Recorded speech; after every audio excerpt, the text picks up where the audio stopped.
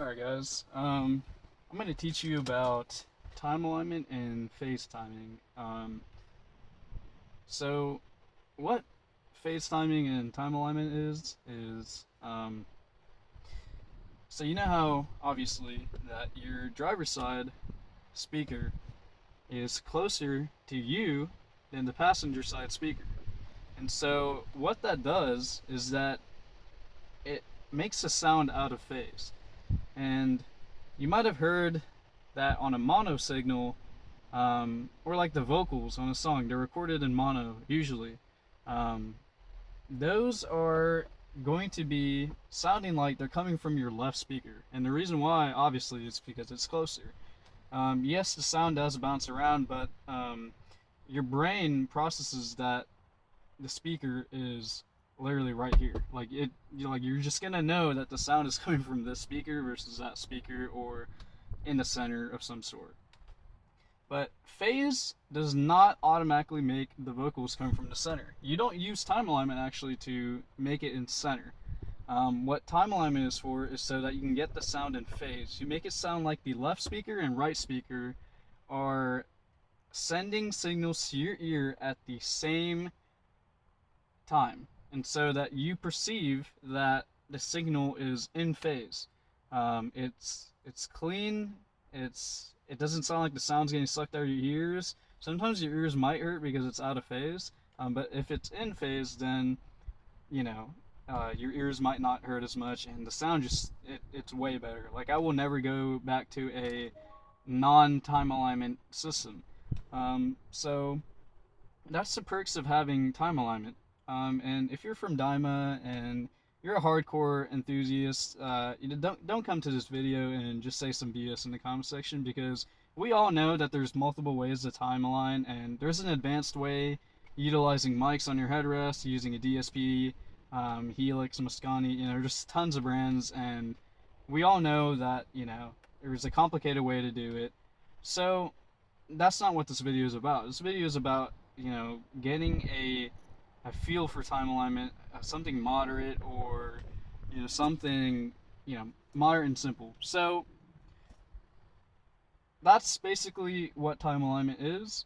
On my Alpine ILX 507, it's packed with a lot of features. I don't have a DSP in this car actually, but I run it all off this ILX 507 with a 4-channel in the back. So how time alignment works on this system is that you have it as you can actually do it multiple ways. So you have time wise, like your unit of measurement is time in milliseconds, and you can delay the driver's side by X amount of milliseconds, and that's my favorite way to do it. Obviously there's centimeters and inches, like the old school way where you can take a tape measure and measure, but like I said, it's just like it's inconsistent because sound bounces around, and small factors like the sunroof visor being closed also affects the sound.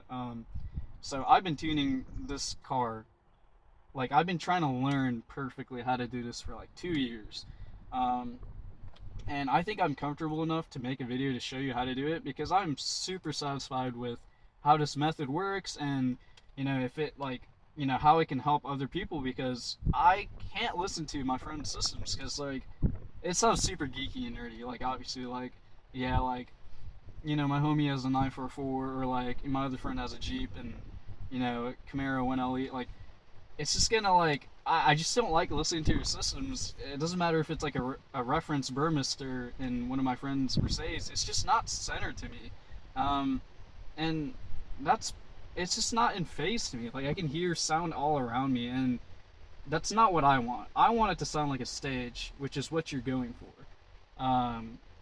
But there's also multiple benefits to phase, like I said earlier. So starting off, I actually use a method where I use white noise because it covers the full frequency response. And so on a higher end system, they have separate channels for time aligning the mids and the tweeters differently from each other. And so you have a lot of control in that aspect. But with a head unit, if you're not in network mode or something, you can just you can tune the mids and highs together or tweeters together, and you'll get a satisfactory result if you're not a crazy um, high audiophile where you need a DSP and you want to tune everything perfectly. So this will sound good and you will be satisfied. So starting off, I picked white noise. And so what you're going to do is you're going to listen for the white noise, and you're going to listen to when the like the higher end part of the white noise and the lower tones, where they sound together. They don't sound separated, because when they're separated, that means it's out of phase, because you want it all to mix in at one central area, like a beam, not a beam, but like a bar. Like that's what you want. You want the sound to be together. And so with white noise, you'll hear how it's together. So listen for that. So I'm gonna play some white noise, and I'm gonna start delaying my driver's side. I'm sorry if it sounds like bad on the camera, because you're not gonna accurately hear how it sounds like I'm hearing it. And I'm just doing it for demonstration purposes, because my windows are down. It's gonna sound not perfect, but I have my preset saved. So I'm gonna go back to milliseconds. Pioneer, Kenwood, they do it differently. Resort to your manual. Make sure that you know how to fine tune the time alignment with your head unit, because it's different for pretty much every single head unit. The Pioneer and Alpine are pretty similar though. Yeah, I'm gonna restart the white noise, and I'm gonna get to tuning.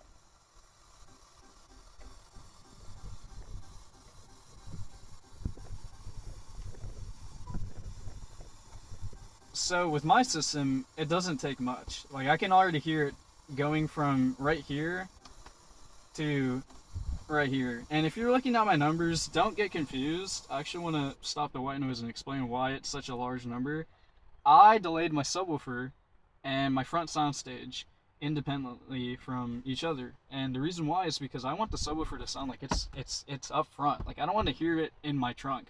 That's not the goal of time alignment. You want all the sound to be together, because like you may have grown up listening to like Orion HCCAs or Sundown X12s, like just beating the trunk, and like that's not what this is about. Like yeah, you can also have your front end tuned, and you can have the subwoofer independently playing, but me personally, I'm going for an SQ or SQL system, and so I want it to be blended together perfectly. And so I delayed the front together, the left and the right, because I'm not running rears. I turned them off because they're used for rear fill, but I don't really like my coaxials up back, so I turned them off. But you want to delay the front entirely together. Like if I was starting at 0, I would do left, right, left, right, left, right. But I would go all the way to like X amount of milliseconds until you hear the bass up front, and you can't really hear it from your trunk. A lot of people say it usually takes from 8 to 12 milliseconds. So somewhere in that range, just play with it and you'll hear it. I recommend starting with either that first, or it really doesn't matter, but I would actually just start with the front soundstage first and then delay it afterwards. But what's stupid about this head unit is it all adds up to 20 milliseconds. It's stupid. So I'm almost out of range with 9.86 plus 9.6. That's almost 20 milliseconds. So getting back into it, yeah, like I said, like I heard it blend in somewhere in this range, and then that last fine tune, like that 6 to 8 millisecond tune, you're gonna just have to listen with your eyes closed, and you're gonna have to know exactly when it's in phase. You'll hear it play a lot of tracks, but once you've got that rough estimate in, that final tuning is the most important part, because that makes or breaks your ears hurting or not. And like I said, like I've been playing with this for a while, and that generally makes or breaks if it's gonna hurt your ears or not. So play with it, and once you're in the ballpark, it'll sound clear, but that final tuning is what really centers it in. You're like wherever it is, that's what it really makes it clear. So once I have it clear, let's say I have 0.34 milliseconds. It could be 1.5 milliseconds for you. It could be 0.8 milliseconds for you, but you just never know. And so just play around with it, and then once you have your timeline bass set for your front left delayed, this is where it gets interesting. So some head units have a speaker level adjustment like the Pioneers do. Very nice feature. I wish they put that into stupid Alpine. I love this Alpine, but there's just a lot of stupid things that they could have done. And since I'm not running rears, this is how I do it. So I get it a fader and balancer, and I'll start to listen for it. So play your white noise. So I'm going to play my white noise. I'm listening. Once I have it delayed, I'm either going to go to the right or I'm either going to go to the left. Sometimes you might have it to the left, sometimes to the right. 9 times out of 10 you're going to have it to the right though. So once you have it in phase and then you play with the leveling, you're going to hear your stage shift from the left to the right to the middle. You want to center it in the center of your car. In your driving position, it's not going to be the center of the dash. I mean, it is, but like from your eyes, you're not going to really tell. So it's going to be somewhere in the middle of the windshield. And for my seating position, it's like right here.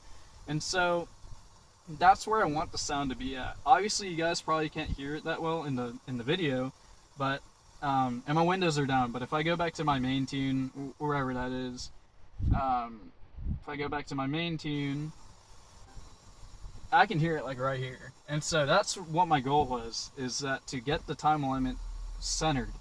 And guys, that's pretty much all to the basics. Now, your crossover slopes are very important. They actually affect it greatly. You can hear it shift around if your crossover slopes aren't set properly. So I know I should have told you guys to do this, and like I said, it's not like greatly, but it definitely does shift a little bit. So make sure your high pass, low pass, whatever is set, and you have correct slopes. I'm running 24 decibel per octave slopes, 63 hertz front and subwoofer, but sometimes you can have a difference. Sometimes you can have your front at 18 decibels per octave at 80 hertz, and then your subwoofer at 63, because how my mids are set right now is that they get really muddy around that range, and there's a lot of nerdy stuff like Butterworth, Linkwitz, Riley. It's just how it affects the slope roll-off of the sound, and sometimes it might be too much sound at the crossover point, and so you separate the crossover point so it's less when they cross over at. So that's another thing that you want to look at. But once you have that all dialed in, guys, it's going to sound so much better for the driver. If you have 2-seat performance, I haven't specialized in 2-seat performance, but it's best to run a center speaker if you have 2-seat performance. But if you're just single seat, this is like one of the easiest ways to do it, and it saves you a lot of time if you just use white noise. And then play some tracks. Like Iasca, they have their test tracks. Play some tracks, play around with it, play some music that you know where the vocal is centered perfectly, and you can hear it in your headphones. It's dead on. And so you want to try to convey that centering effect on your car, your front dash, because this is your stage.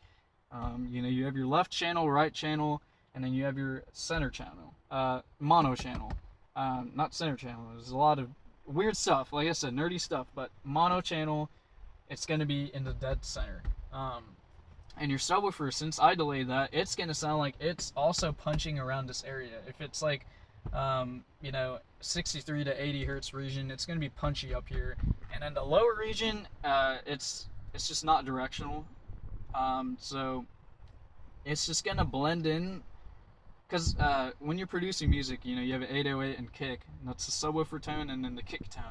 They blend that together in the recording studio when they're doing their final mix, and so your bass is going to sound where your mid bass is going to be punching at, most likely. And so it's kind of like an illusion, like an effect.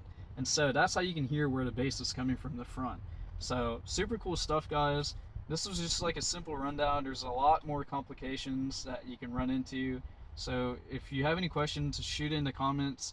I know it's like super weird how I showed you, like just like that, but like this is generally the easiest method in my opinion. So I hope this really helps, and just play around with it, and make sure you have your EQ dialed in after you mess with that, because your EQing is going to sound different. You have to go back and forth between EQ and time correction because those two kind of go hand in hand. But time correction, just do that first, just to get the baseline rough measurement, and then you go back to your EQ, tweak it, and then come back to your time correction and just kind of like go back and forth with a couple of iterations until you get it like more so how you want it. But there you guys, there you go, guys, and yeah, that's pretty much it. I mean, just shoot me some questions in the comments, and I'll get back to you guys. And if you have any more questions, just yeah, shoot it down. So thank you.